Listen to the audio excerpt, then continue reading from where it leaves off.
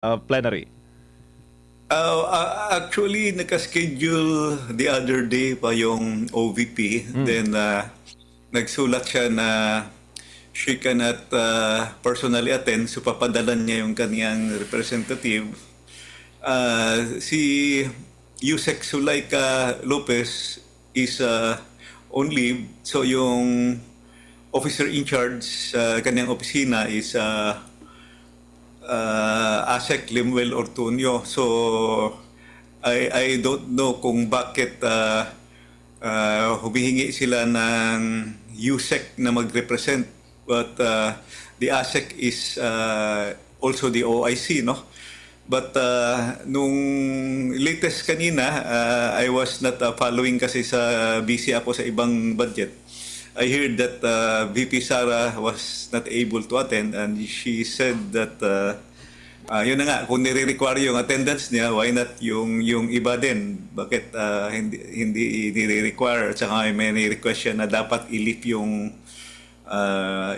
yung parang travel ban sa kaniyang mga OVP staff, which was ginawa noon sa time ng Quadcom hearings. So medyo humaba yung discussion.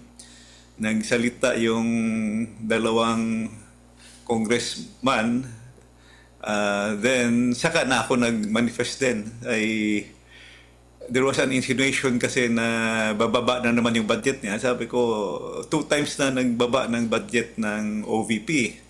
2024 at 2025 budget, then hindi pa nga siya nabigyan ng parliamentary courtesy nung last year.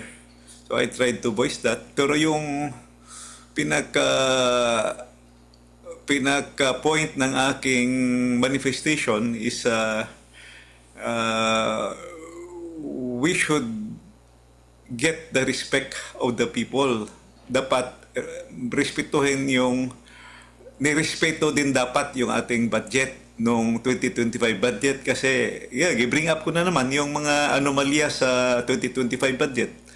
Yung automatic appropriations ginalaw, yung program appropriations ginalaw, yung unprogram appropriations ginalaw, pati foreign assisted project. Sabi ko na naman ulit, yung 2025 budget is the most corrupt budget. So just to bring the attention of everybody that our budget process here is questionable, and I appealed. I tried to challenge the new appropriations chairman na sana kung ano yung nangyari sa 2025 dapat hindi na yun mangyari ulit dito sa 2026, which she assured naman na gagawan nila ng paraan na magiging professional yung paggagawa ng 2026 budget. Magkano bang hinihingi, Kong, ni VP Sara for 2026? At magkano ba yung ha-afford? Plano ngayon na ipapasa under the House GAB for 2026? Well, I think it will be leadership call already kasi manifestations lang naman kami kanina, wala namang motions. If ever there will be motions to consider, doon na yun pagdating sa period of amendments. So, mostly kanina, ano lang yun, manifestation na kung anong gustong gagawin. So, yung mga arguments dito at pagdepensa, like me, I am going to really defend the budget of VP Sara. Although ang naka-assign talaga mag-defend is Congressman Pipito Alvarez, no, na kaibigan din natin na taga Palawan. He is assigned to defend it. Pero ako, tutulong din ako mag-defend pagdating sa period of amendments. Nag-usap-usap kami sa mga kaibigan at kaalyado. Usapan namin, hindi na tayo papayag na babawasan pa yung budget ng OVP kasi may insinuations kanina na babawasan pa nila yung budget. So, hindi na tayo papayag. 2 taon na yun binawasan eh. So we will do our best to fight for the budget of the OVP. Itong tanong ko, Kong, medyo personal dahil sa matagal mong pagkakakilala kay Vice President Sara Duterte. Anong sa tingin mo, sir, yung actuations niya ngayon? Bakit ganon yung mga naging hakbang niya dyan sa Philippine House of Representatives?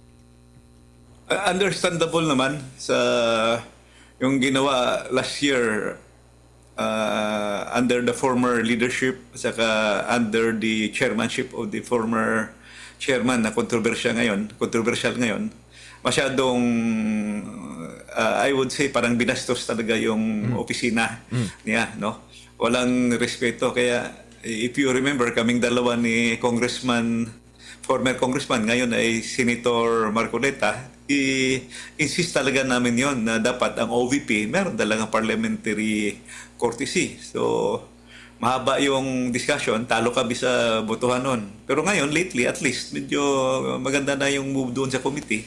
I hope na panindigan din ng new chairman at saka yung mga commitment ng committee na mas maganda yung pagtrato sa budget ngayong 2026. Kamusta ba ang atmosphere ngayon, Kong, sa House of Representatives with the new Speaker, Boji D? Kamusta ang atmosphere? Kamusta ang pakikitungo sa inyo? Okay naman. Humble at saka not, I would say, not as aggressive as the previous. Saka maganda nito, wala siyang personal ambition.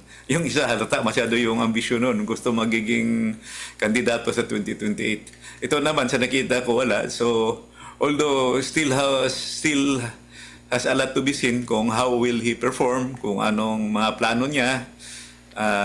Ongoing pa man ang budget hearing, we will be observing kung anong plano niya sa komitiba, mag-reorganize ba siya, anong legislative agenda ang gusto niya i-pursue, anong mga programa na gusto niyang baguhin o anong kanyang vision para sa susunod na 3 taon kasi para sa Kongreso. Opo, nabanggit niya po kasi sa kanyang speech na lahat daw ng mga kongresista bukas niyang kausapin, no, para mapag-isa, mapag-unite ang Kamara de Representantes, which we hope na sana, kasi pag markado kang Duterte supporter, Kong, hindi ka lang kakausapin, iipitin ka pa sa nagdaan. Yes, we will support him for that. Sinabi niya na mag-unite for a common purpose, common good. Sa nangyari naman sa nung nakaraan kasi, we started good. Lang, nung gusto nang gumawa na binabangga na si VP, inalis na kami isa-isa. Lahat ng naka-identify ka VP, lahat ng aming privileges, lahat ng aming projects, benepisyo, pinagtatanggal. Pati nga opisina, na-inject pa ako sa opisina. Grabe ang mga nangyari. Kung dito po sa inyong naging kanina, no, naging manifestation, no, sa inyo pong naging press statement. Ano po ba yung major, sir, na inyo pong question kaugnay po sa additional releases ng DBM to DPWH mula po sa unprogrammed funds? Yes, actually yun ang main question ko kanina sa lump sum appropriations kasi yung unprogrammed funds is considered lump sum appropriations. Ang point ko kasi kanina, release pala sila ng release sa unprogrammed appropriations para sa DPWH. Di ba may question na tayo? In fact, nasama pa yun sa question sa Supreme Court na na-overtaken na nung budget ng infrastruktura yung education sector, whereas yung Constitution natin sa Republika ng Pilipinas, klaro yung nakasaad doon na number 1 priority sa budget natin is education. At nandoon din sa budget message ng ating Pangulo 2025, nakasalagay doon na number 1 priority is the education, second lang yung infra. May basis din yon kasi yung sa BESF budget of estimate and sources of financing, nakalagay na rin doon yung komposisyon ng sektor, ng education sector. So, hindi na pwede dapat yung baguhin, hindi na pwede lang dadagdagan. So, I kept track of those figures, nalampasan talaga. Doon pa lang sa pag-approve ng GAA ng 2025, nalampasan na ng DPWH yung education sector. At saka ang masaklap pa ngayon, nag-release pa sila ng mas malaking unprogrammed funds sa DPWH, mas lalong lumaki yung gap. which really makes the budget unconstitutional. May nag-release sila ng program sa education, maliit lang masyado, 8 billion. Pero 54 billion yung ni-release doon sa program, which really makes the budget unconstitutional. Opo, Kong, yung gabi, dito po sa budget naman ngayon ng DPWH or sa iba pang mga pag-budget lalo na sa infra, na masisilip na ba natin kung merong mga anomalya, meron na bang pagbabago, nagbagong buhay na ba sila? Kasi nga, na-publicize na itong naging kalakaran po sa maanomalyang flood control projects pa nga ito, Kong.